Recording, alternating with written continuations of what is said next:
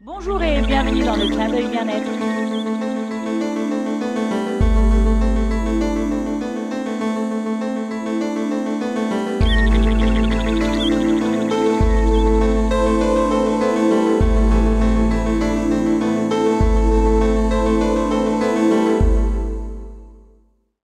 Bonjour et bienvenue dans le clin d'œil bien-être, chez moi aujourd'hui encore.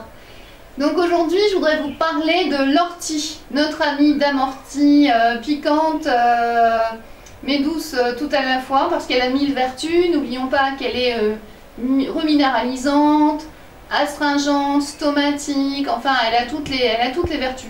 Alors, on l'utilisait au Moyen-Âge avant qu'on ait tous ces légumes importés des pays du monde entier par les marins. Elle représentait en fait notre principale source de protéines. Tous les paysans, les gens faisaient la soupe à l'ortie.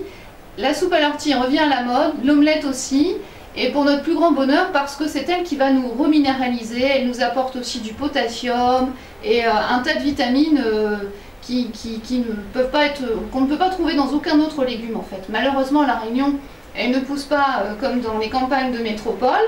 Donc celle-ci que vous voyez là, je les ai cueillies au début mai dans la campagne chez mes parents. Donc aujourd'hui elles ne me piquent pas les doigts, mais je vous assure quand je les ai piquées elles étaient très, très agressives. Donc ces orties, vous pouvez les trouver dans les boutiques diététiques ou chez certains de nos tisaneurs qui en ont planté. Donc vous les utilisez en tisane, vous regardez sur le net, vous verrez il y a toutes sortes de tisanes faites avec l'ortie. Les racines d'ortie aussi, regardez celle-ci que j'ai concoctée et coupée, donc la racine d'ortie, pour les problèmes des messieurs de prostate, avec le palmier nain, c'est excellent en tisane pour justement pour tous les problèmes de prostate. Donc n'hésitez pas à vous renseigner et vous rapprocher en fait des tisaneurs pour voir ceux qui en ont.